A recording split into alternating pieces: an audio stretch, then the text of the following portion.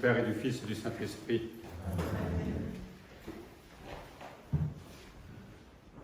Avec 2 jours d'avance, parce que c'est dimanche, on la sonalise aujourd'hui, nous fêtons la Saint-Tugdual. Saint-Tugdual, c'est toujours difficile de parler d'un saint. Alors évidemment, on connaît des choses sur sa vie.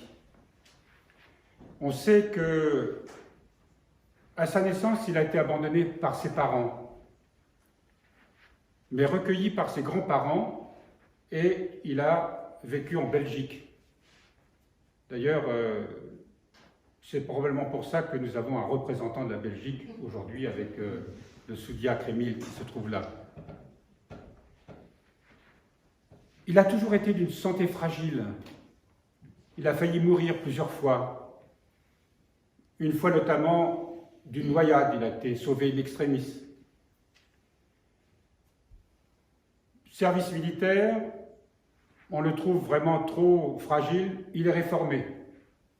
Mais la guerre éclate, et là, il faut des hommes, il est enrôlé, et évidemment fait prisonnier très peu de temps après, et il va passer 5 ans en camp, en Allemagne. Ces 5 ans ont été à la fois terribles pour lui, et en même temps déterminants pour sa vie. Terribles parce qu'il a failli là aussi mourir, une fièvre épouvantable, et il est sorti de ce camp sur une civière, sur un brancard, pesant 35 kilos. Mais c'est là aussi que, grâce à un pasteur protestant, il va découvrir la foi. Au sortir de cette captivité, il va d'abord essayer de récupérer un peu de sa santé. Il disait que pendant 1 an, il avait à peine la force de soulever sa cuillère pour manger. Mais il était habité par cette quête de Dieu. Il a fait différentes retraites dans un monastère cistercien,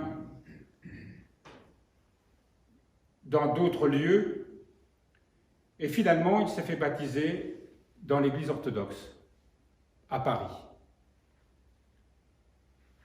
Mais il ne se sent pas appelé dans l'une des églises orthodoxes existantes de l'émigration, voire même de ce courant qui s'est appelé plus tard l'Église orthodoxe de France.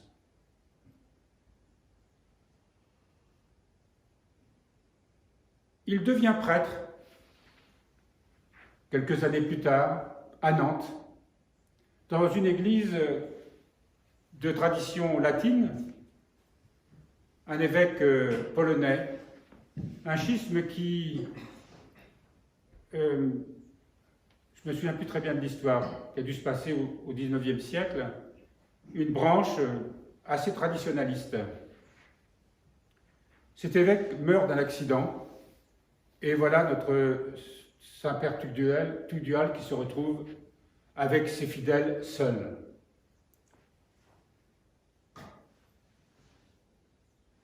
Il avait déjà des dons de thaumaturge, c'est-à-dire de guérison. Il avait guéri une de ses paroissiennes d'une quasi-cécité par sa prière et l'imposition de ses mains. Parce que c'est un homme qui prie beaucoup. Et c'est un homme qui prie avec ferveur. C'est un homme qui a la foi. Il demande à Dieu ce qu'il veut de lui. Et l'Esprit Saint va le conduire à travers des voies mystérieuses. Cette personne qui l'a guéri lui offre le terrain sur lequel nous sommes ici. Et c'est un marais. Moi, je l'ai connu la première fois ici, je suis venu en 1976. Il y avait une grande sécheresse, pour ceux qui sont plus anciens, ils s'en souviennent. J'avais dormi dans le pré, alors maintenant c'est notre cloître, et mon duvet était mouillé au matin. Pourtant, c'était partout sec, on ne voyait plus l'herbe, tout était jauni. l'endroit où se trouvait sa petite parcelle qui faisait moins de 1000 mètres carrés, il y avait là quelques bâtisses inachevées. Son église, 4 mètres sur 8, sacristie comprise. Les vestiges d'une ancienne cuisine, on va dire. C'est une construction vraiment sommaire, fait avec pas les ajoncs, mais les genêts trouvés aux abords, un toit de tôle, une cuisine qui, elle, était tout de même tôlée parce que quand on fait du feu, évidemment, il ne vaut mieux pas que ça soit proche des parois aussi inflammables. Et lui dormait dans sa sacristie qui faisait peut-être 2 mètres sur 4. Quand il est arrivé ici, tout au début, on imagine, il est arrivé le 3 janvier 1955, en plein hiver. À l'époque, il y avait encore des hivers rudes. Et il s'installe ici dans une hutte de fortune. J'ai le souvenir d'une photo que je n'ai jamais pu retrouver. Assez rapidement, on lui a fait donc ce petit bâtiment que j'évoquais à l'instant. Mais on imagine pour un homme de santé fragile, vivre dans ces conditions, il fallait vraiment avoir une foi chevillée au corps. Il fallait vraiment être habité par l'esprit. Mais ce que nous ne savons pas, c'est que, à la mort de son évêque, il entre dans véritablement c'est ainsi que je le conçois parce qu'il nous donne des informations là-dessus, il entre dans une grande nuit intérieure qui va durer 7 ans. Et je suppose que cette nuit intérieure a commencé à ce moment-là et qu'ensuite, elle a continué pendant les premières années de son installation ici. Une nuit intérieure, quand on lit ce que les mystiques nous disent à propos de ces nuits intérieures, c'est une épreuve qui est terrible, très difficile. Très difficile parce que les personnes ont le sentiment d'être abandonnées de Dieu. Il n'y a plus de consolation, plus rien qui semble nous indiquer le chemin. C'est une marche vraiment dans la nuit, à peine éclairée par cette foi qui, malgré tout, est là, comme l'étoile des mages, mais dans une vraie nuit intérieure. Et saint Tugdual sait qu'il a été poussé par l'Esprit ici, et il sait que Dieu lui confie une mission. Mais il ne sait absolument pas de quoi il s'agit. Et puis voilà que, probablement, en 1961, il est soudain délivré. Après, évidemment, on imagine sa prière instante. Après des jours, des semaines, des mois, des années de supplication, il reçoit une grâce absolument extraordinaire qui va donner le nom à ce lieu, c'est-à-dire Sainte Présence.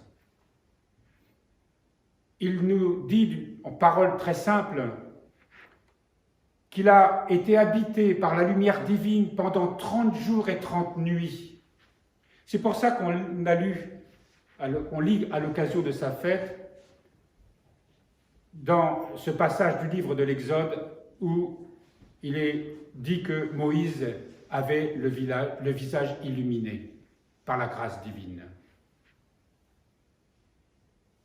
Il est habité par cette lumière, mais c'est une telle puissance, et nous en avons parlé lorsque nous avons célébré la transfiguration il y a quelques jours. Lorsque les apôtres voient le Christ transfiguré, ils ne le voient pas avec leurs yeux de chair. Ce ne sont pas comme des spectateurs qui assistent à quelque chose d'extraordinaire. Non, ils voient la divinité du Christ avec les yeux du cœur, de l'intérieur. Et ils sont saisis de crainte. Devant tant de puissance, tant de beauté, ce n'est pas un spectacle qu'ils voient, ils partagent, ils sont dans la réalité d'une lumière qui les saisit dans tout leur être.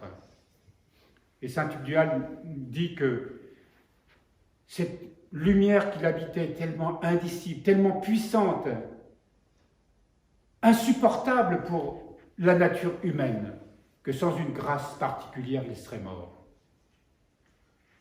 On imagine mal ce que cette inhabitation par ces énergies divines ait pu produire en lui. Mais il est certain que ce n'est plus le même homme au sortir de cette grande expérience mystique. Parce qu'on ne peut pas vivre cette expérience mystique sans en même temps avoir la conscience de ses péchés. La conscience de tout ce qui, dans notre vie et dans notre cœur, a pu blesser l'amour. Et ce sont des larmes du cœur qui provoquent aussi les larmes des yeux, du corps aussi. Mais on imagine qu'il a été plongé dans un profond repentir et en même temps dans une adoration spirituelle inimaginable pour nous, parce qu'il se savait pardonné, parce qu'il se savait béni, parce qu'il savait qu'il bénéficiait là d'une grâce absolument indicible, inimaginable pour nous. Au sortir, évidemment, cette grâce l'a quitté. Un mois, c'est quelque chose déjà de fabuleux. Et au sortir de cette grâce qui s'est retirée de lui, mais laissant un homme transformé, il commence à écrire. Et les 3 premiers jours, il commence ses écrits par cette phrase « Premier jour de la grande salvation ». Ça veut dire de la grande libération du salut. 2e jour de la grande salvation, 3e jour de la grande salvation. Et il commence à une méditation des versets de l'Écriture. Il est assez difficile à lire d'ailleurs parce qu'il avait un petit cahier d'écolier, il a écrit sur des petits cahiers d'écolier, on en possède, je ne sais plus, 22, quelque chose comme ça, 22, 23. Et il écrivait d'un seul trait. Et il s'arrêtait en bas de la page, selon son inspiration. Alors, le style en souffre un peu. Des fois, il y a des phrases qui sont de la taille d'un paragraphe. Et il faut vraiment l'aide de l'Esprit Saint parfois pour comprendre ce qu'il veut dire. Mais il va nous donner ce qui sert pour nous de fondation. C'est pour ça que si, dans la première épître aux Corinthiens, nous avons pris ce passage où saint Paul parle de ceux qui posent les fondations et les autres construisent dessus. Lorsque je suis arrivé ici en 1977 avec Monseigneur Maël et Père Jean, qui est toujours en relation avec nous, il est à Toulouse, eh bien, nous arrivions sur des fondations qu'on ne connaissait pas encore si peu, mais c'est à partir de ce moment qu'on a commencé à bâtir et que nous continuons de bâtir. Mais nous bâtissons sur quelle fondation? Pourquoi cet homme conduit par l'Esprit Saint ici et qui a une vie courte, il est mort à 51 ans et 3 mois?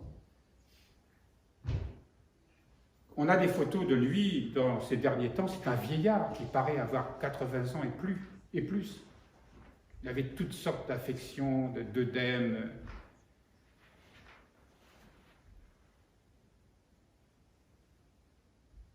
Peu de temps avant de mourir, il a dit à 2 personnes différentes que 10 ans après sa mort, des moines viendront relever son ermitage. Et nous sommes arrivés à la 10e année. Monseigneur Maël, qui a été son successeur, a été en relation épistolaire avec lui, peut-être probablement la dernière personne avec qui il a eu un contact épistolaire. Et comme tous les saints, on peut facilement penser il savait que cet homme qui lui écrivait, qu'il n'avait jamais rencontré, donc qui s'appelait Paul de Fournier de Brescia à l'époque, devenu Monsignor Maël, il savait déjà que c'était son successeur, parce que ça, l'Esprit Saint, probablement, lui avait révélé et lui avait donné cette espérance. Saint Luc Duhal, dans ses écrits, ne cesse de nous parler de l'amour de Dieu. D'un océan d'amour qui veut se donner à nous. Et en même temps, il montre combien la nature humaine ne sait pas s'ouvrir à cet amour, refuse même parfois de se donner à cet amour. Et au long de tous ses écrits, il parle de cet amour qu'il appelle l'amour absolu. Et il s'adresse aux Bretons, aux Celtes d'abord, parce que nous sommes dans une église qui fait référence à tous ces saints des îles britanniques, l'Irlande, l'Écosse, l'Angleterre actuelle, la Bretagne, et aussi tous les disciples qui sont nés des fondations de ces missionnaires à travers toute l'Europe, la Belgique notamment, beaucoup. On va aller en Belgique et on va dire à la communauté de Lillois, c'est notre terrain ici maintenant. Nos frères, on est en communion avec eux déjà, donc nous sommes en communion avec nos saints aussi en Belgique, à travers eux. Saint Luc Duhal nous a parlé de cet amour absolu avec une flamme, une ferveur, une fougue même, avec parfois des accents prophétiques. Et puis, n'y allons pas par quatre chemins pour dénoncer notre mollesse. Il s'adresse aux Bretons en disant « Mais comment vous, qui avez cette tradition si grande, si pure, si belle, comment vous êtes-vous si affadis ?» Et aujourd'hui, ces paroles sont pour nous, parce qu'il ne s'agit plus d'être breton, d'être irlandais ou je ne sais quoi. On recueille un esprit qui n'est plus celui d'une nation précise, mais qui, selon saint Luc Duhal, est celui de la première communauté de Jérusalem, des premiers temps de l'Église primitive, des pères du désert. Et comment l'Église aujourd'hui, qui est si fragilisée, qu'elle soit catholique, protestante ou orthodoxe, parce que les temps que nous allons vivre, que nous sommes en train de vivre, ne croyons pas qu'ils vont l'être en faveur d'une vie spirituelle, c'est tout le contraire. Et ne croyons pas que l'Église, déjà minée de l'intérieur, saura résister à la pression et aux persécutions extérieures. Il va falloir qu'elle se renouvelle intérieurement dans cette foi telle que celle d'un Luc Duhal nous professe. L'avenir nous appartient. Et pourquoi le Seigneur envoie un homme comme lui? Il y en a d'autres, bien sûr, qui ont été envoyés, qui sont des prophètes, qui sont venus nous montrer un chemin, poser des fondations sûres, stables, posées sur le roc, comme dit l'Évangile. Mais, nous le disons souvent, nous vivons comme si tout allait bien, comme s'il suffisait de mettre un masque, pardonnez-moi de dire ça, c'est dans l'air du temps et dans les obligations qu'on nous impose, que les choses allaient se résoudre, que la science allait nous apporter des réponses. Non, c'est certainement pas de cela qui sera la solution. Si l'homme ne change pas dans son cœur, si nous ne prenons pas conscience que c'est de l'intérieur que le monde, de notre intérieur, de notre transformation, que le monde pourra changer, alors notre vie chrétienne ne servira à rien. On viendra là pour notre confort personnel. Mais chacun de nous a une mission, c'est bien au-delà de son confort personnel. Voyez toutes les lois sur la bioéthique qui viennent d'être votées, y compris pour un médecin de décider d'avorter une femme à son 9e mois, pour des raisons psychosociales, paraît-il. Pourquoi? Parce que la vie, c'est une matière comme une autre, dans ce monde qui se dirige tout droit vers ce qu'on appelle le transhumanisme. Et nous ne voyons pas ce qui se passe. Et c'est la réalité du scientisme, d'un monde qui n'a pas la foi, des hommes qui pensent que nous devons vaincre les forces de la nature et inventer notre monde, un monde sans Dieu, un monde qui nie qu'il y a dans l'homme une autre dimension que celle que le corps et l'âme, ou la psyché. Il y a le cœur profond, il y a le cœur où réside l'esprit, notre esprit en communion avec l'Esprit de Dieu.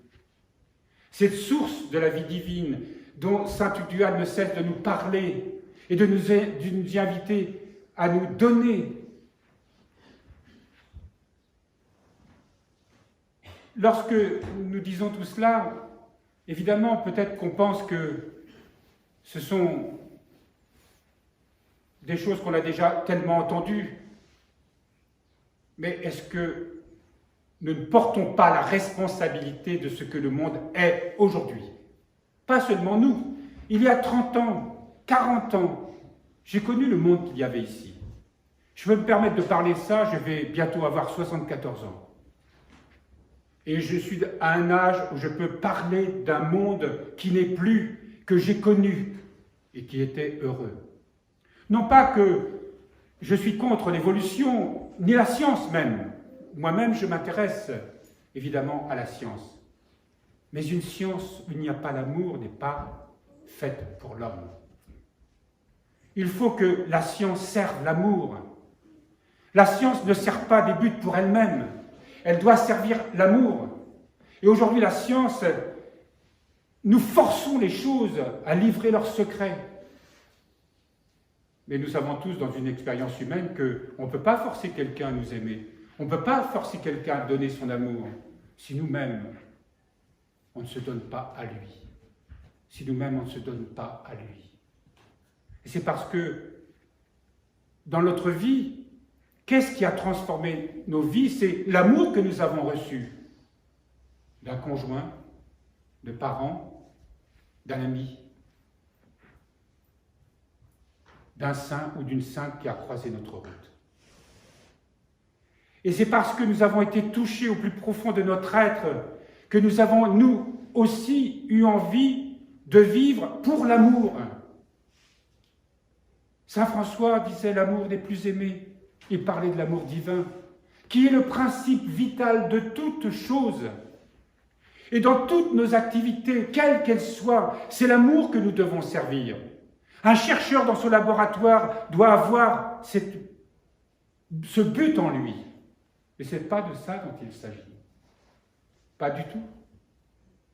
Et c'est ça qui est dramatique, c'est que la science est une chose merveilleuse parce qu'elle montre le don que Dieu a fait à l'être humain d'avoir cette capacité de créer.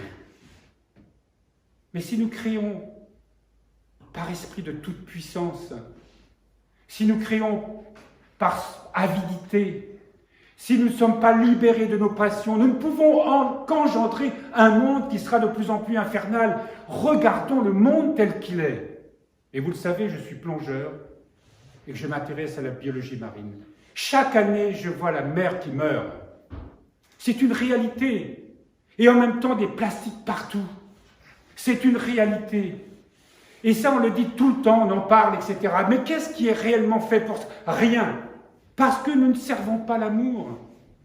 Parce que l'amour n'a pas pris possession de notre cœur. Parce que tous les responsables de ce monde, quel que soit, qu'ils soient politiques ou autres, servent un système qui nous embarque à pleine vitesse vers l'abîme. Mais nous qui sommes chrétiens, nous avons la certitude que Dieu a vaincu la mort, a vaincu le mal, a vaincu le diable. Mais Dieu ne peut rien faire sans nous, parce qu'il nous a donné cette liberté. Est-ce que nous allons choisir l'amour? Est-ce que nous voulons un autre monde que celui-ci,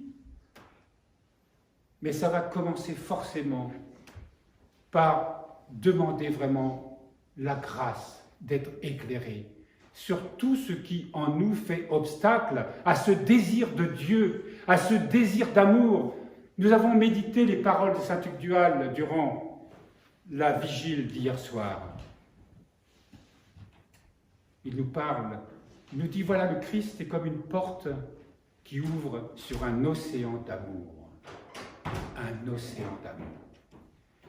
Et il nous invite à entrer par cette porte et communier. Et Dieu veut nous le donner ici et maintenant. Nous n'avons pas besoin d'être très intelligents, nous n'avons pas besoin d'avoir des diplômes, nous avons simplement d'ouvrir notre cœur. Simplement d'ouvrir notre cœur. Il y a des moments comme ça où on ouvre un peu notre cœur. Les moments de prière. Ici, nous avons cette expérience. Mais nous tous devons être comme un peuple en marche, conscient de cette mission qui nous est confiée. Et c'est pour ça que l'Église existe. Les Églises existent. Pour que nous puissions ensemble cheminer, grandir, apprendre à nous accepter et nous aimer les uns les autres. Et là où nous sommes, rayonner cet amour. Pour que partout où les chrétiens se trouvent, puissent transformer les cœurs et de l'intérieur faire naître une toute nouvelle vision des choses, une toute nouvelle vision du monde. Voilà ce que nous dit saint Tugdual. Pardonnez-moi si c'est un peu long ce matin, mais je vous parle de ce qu'il nous aurait dit. Il n'est plus là pour nous le dire, il y a ses écrits, mais c'est à nous aujourd'hui d'en comprendre la profondeur et d'en vivre et d'en témoigner.